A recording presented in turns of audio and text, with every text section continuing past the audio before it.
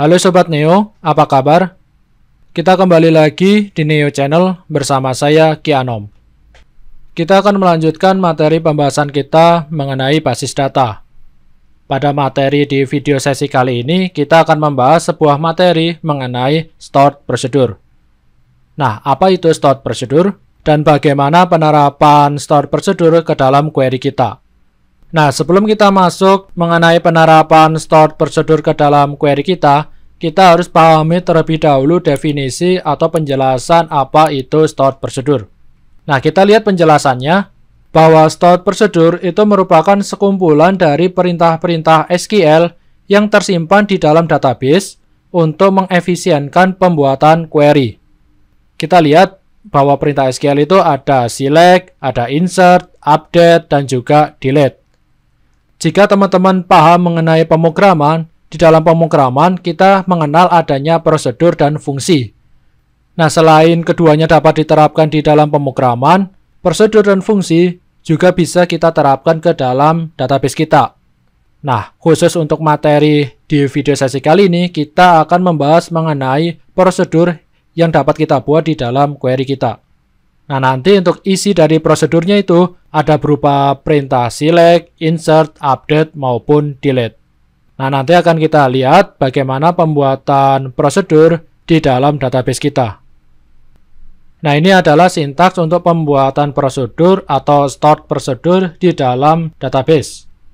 Nah, kita awali untuk pembuatan prosedur itu menggunakan delimiter. Delimiter ini dia hanya sebatas pembatas yang menandakan bahwa kita akan memulai menggunakan sebuah prosedur. Nah, untuk delimiter yang kita gunakan adalah double dollar seperti ini. Lalu dilanjutkan diikuti dengan sintaksnya, yaitu kita akan membuat atau mengganti prosedur yang sebelumnya sudah pernah ada atau belum. Nah, kita gunakan create or replace procedure. Karena kita bermain menggunakan prosedur, maka kita gunakan sintaksnya yaitu prosedur. Lalu kita masukkan di sini nama prosedurnya apa. Lalu jika ada parameternya, nah di sini parameternya apa, lalu tipe datanya dari parameter itu apa, mau varchar, integer, float, atau yang lainnya. Nah, ini bisa lebih dari satu parameter, makanya di sini sintaksnya adalah titik-titik-titik, yang artinya dia bisa lebih dari satu parameter. Lalu diawali dengan sintaks yaitu begin. Kemudian dilanjutkan dengan SQL statement. Nah, di dalam SQL statement ini nanti akan kita isi perintah-perintah dari SQL. Baik itu kita mau select, insert, update, maupun delete. Jika perintah SQL-nya sudah kita masukkan di sini, lalu kita akhiri dengan and, lalu kita tambahkan dengan delimiternya yaitu double dollar, dan kita tutup juga dengan delimiter. Ini adalah sintaks dasar untuk pembuatan prosedur.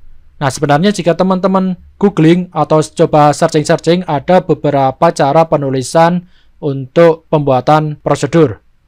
Nah, setelah prosedurnya itu dibuat, bagaimana cara kita untuk mengakses sebuah prosedur?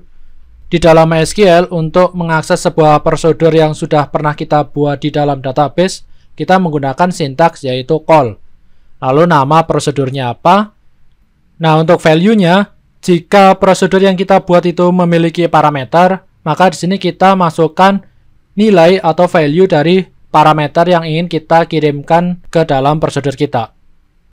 Nah, untuk beberapa database, ini untuk pemanggilan prosedur itu berbeda, dan untuk MySQL, untuk pemanggilan prosedurnya biasanya menggunakan call.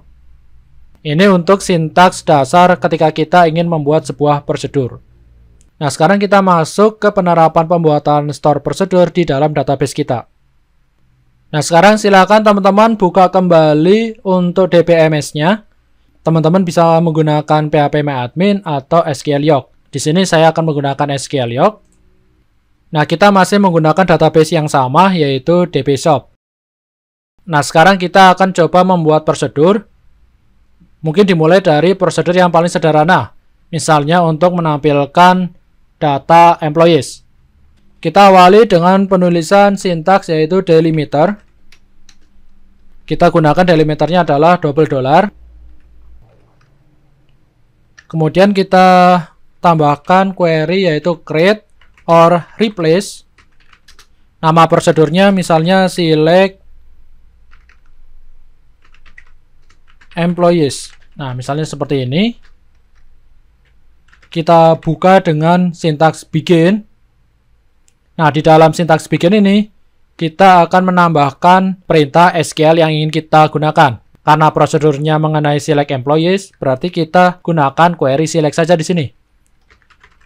Misalnya kita akan select all atau select bintang from tabel employees.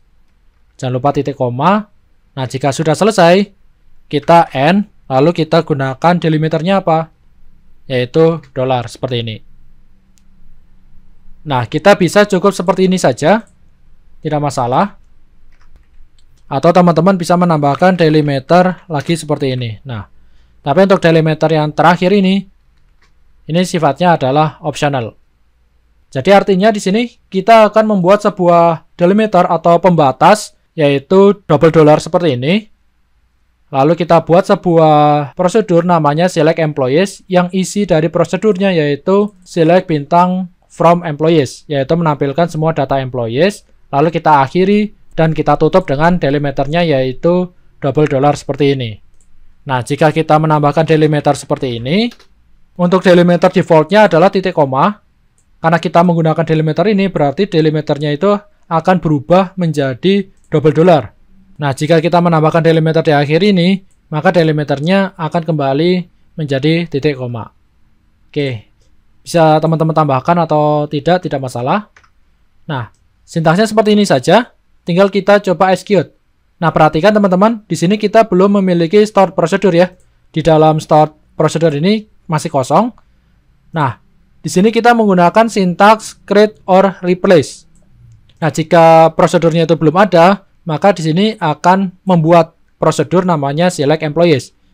Jika kita sudah memiliki prosedur dengan namanya select employees, maka sintaks yang akan dijalankan adalah replace. Oke, gitu ya. Semoga bisa dipahami. Kita coba execute. Nah, di sini tulisannya satu error. Errornya kenapa ini? Select bintang from employees. Oh, ini ada typo ya. Typonya, oh ya, di sini kita kurang prosedur. Karena kita akan membuat atau mengubah sebuah prosedur. Di sini kita kurang sintaks yaitu prosedur. Oke, gitu. Kita coba execute kembali.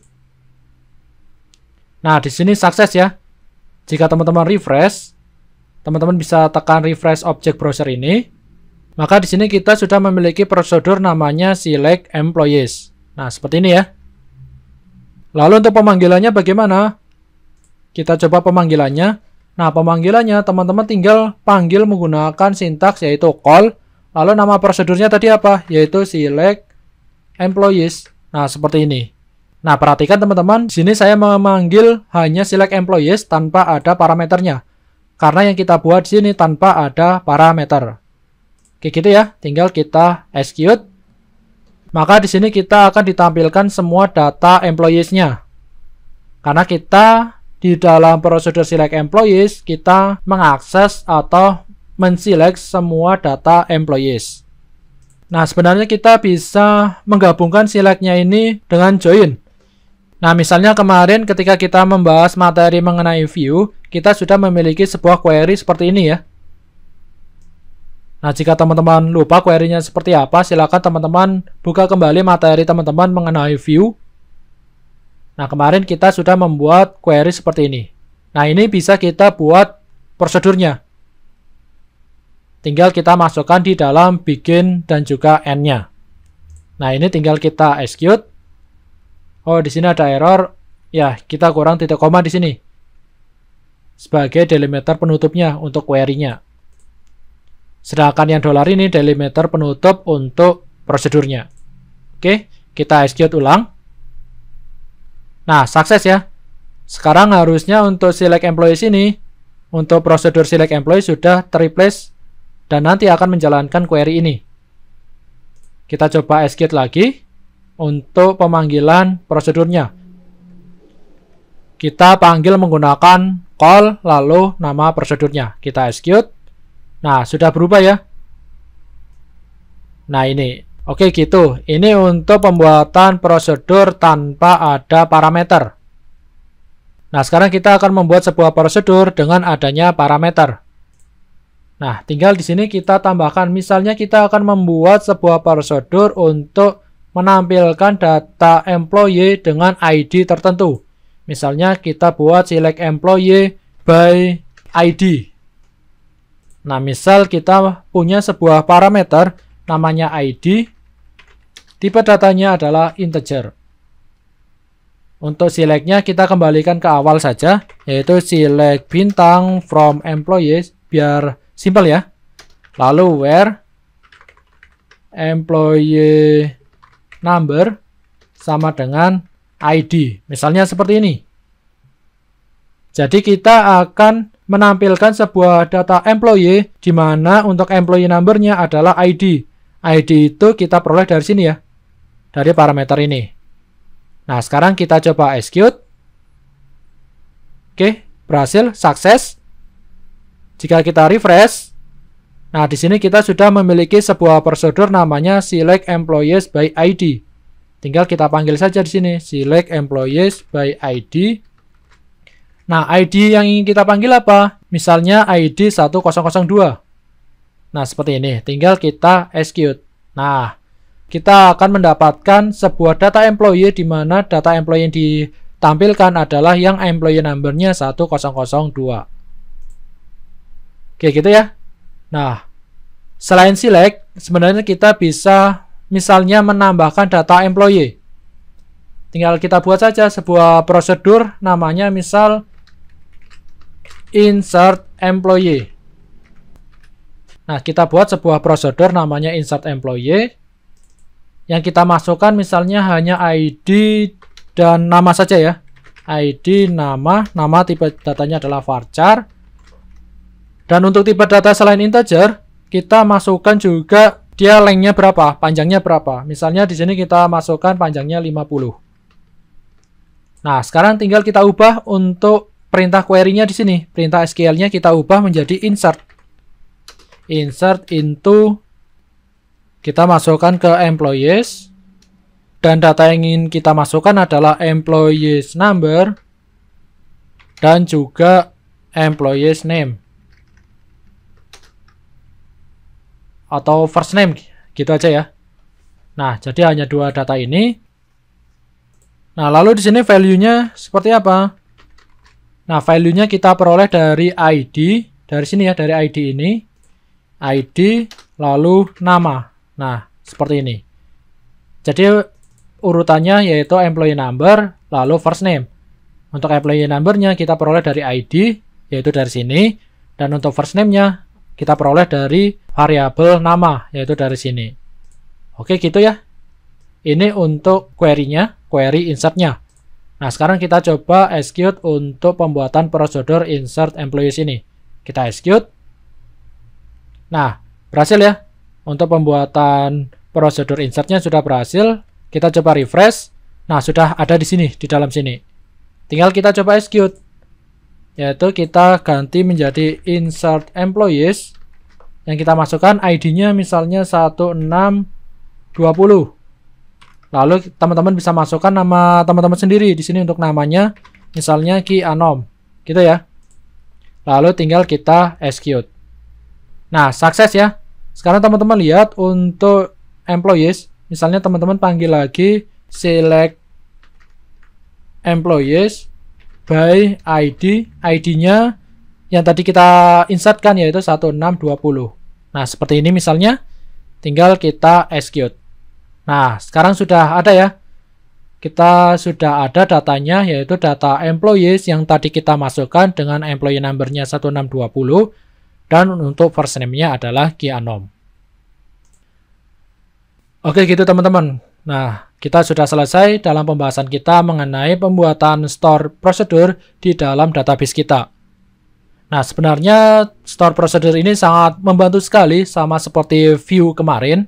Pada materi sebelumnya kita kan telah membahas materi mengenai view, di mana kemarin untuk view sendiri kita membuat sebuah tabel virtual. Dan pada umumnya untuk view kita hanya bermain untuk menampilkan sebuah data di mana untuk query-nya itu sangat panjang dan bisa dipakai berulang kali. Nah, sebenarnya untuk store prosedur ini juga konsepnya hampir mirip seperti view, kita bisa mengakses sebuah prosedur itu berulang kali. Jadi query yang ingin kita akses berulang kali itu kita bisa buat di dalam prosedur. Nah, jika view hanya untuk menampilkan data, sedangkan prosedur dia bisa menampilkan data, bisa insert, update, maupun delete. Jadi semua perintah SQL itu bisa kita masukkan ke dalam prosedur. Oke, gitu ya teman-teman, materi mengenai stored procedure. Semoga bisa dipahami dan diterima oleh teman-teman. Kita berjumpa lagi di materi mengenai basis data lainnya. Saya Ki Anom undur diri, dan salam coding.